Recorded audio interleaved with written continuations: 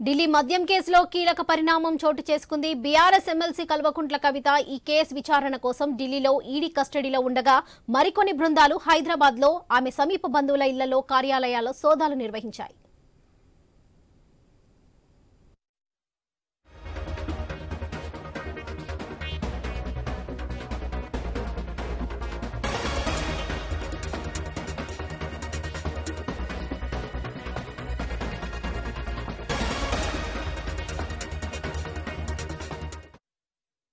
కవితను విచారించిన క్రమంలో లభించిన సమాచారం ఆధారంగానే ఇవి జరిగినట్లుగా తెలుస్తుంది. ఈడీకి చెందిన 7 బృందాలు హైదరాబాద్ లో ఏకకాలంలో తనిఖీలు నిర్వహించాయి. మాదాపూర్ పోలీసులకు సమాచారం ఇచ్చిన ఈడీ అధికారులు వారిని తమ వెంట తీసుకువెళ్లారు. మాదాపూర్ హైటెక్ సిటీ ప్రాంతంలోని డిఎస్ఆర్ రేగంటి గేటెడ్ కమ్యూనిటీలో 3వ అంతస్తులో ఉన్న కవిత భర్త అనిల్ సోదరి అఖిల నివాసంలో ఉదయం నుంచే తనిఖీలు ప్రారంభమయ్యాయి. ఆ సమయంలో ఇంట్లోనే ఉన్న అఖిల కుటుంబ సభ్యుల నుంచి అధికారులు సెల్ ఫోన్లను స్వాధీనం చేసుకున్నారు. ఆర్థిక వ్యవహారాలపై ఆరా తీశారు. 3 సంవత్సరాల సంబంధించిన బ్యాంకు లావాదేవీలు, భూముల కొనుగోలు వ్యవహారాల గురించి దస్త్రాలను పరిశీలించినట్లుగా సమాచారం.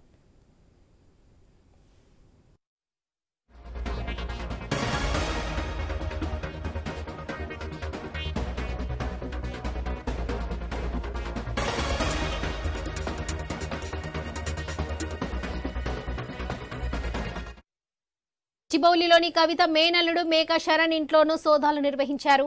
ఆమె తరపున ఆర్థిక లావాదేవీలు నిర్వహించడంతో పాటు శరణ్ కీలకంగా వ్యవహరించినట్లుగా ఈడీ భావిస్తుంది. మద్యం తయారీ సంస్థ ఇండోస్పిరిట్ కు సంబంధించి ఆమె తరపున శరణ్ ఆర్థిక లావాదేవీలు జరిపినట్లుగా గుర్తించింది.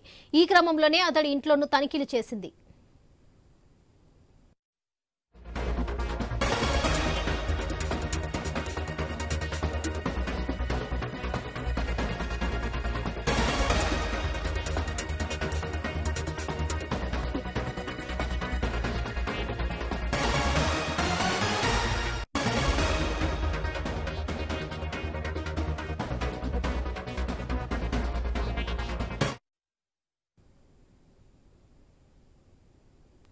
ఢిల్లీ మద్యం కేసులో కవితకు కోట్ల లబ్ధి చేకూరిందని ఈడీ చెబుతున్న క్రమంలో తాజా సోదాలు చర్చనీయాంశంగా మారాయి.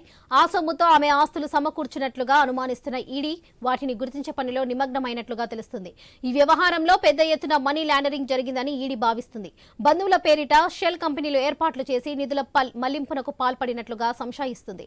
ఈ క్రమంలోనే ఆ ఆస్తుల పత్రాలను గుర్తించేందుకు తనిఖీలు నిర్వహించినట్లుగా సమాచారం. ఈ సోదాలు సాయంత్రం 5:30 వరకు సాగనున్నాయి.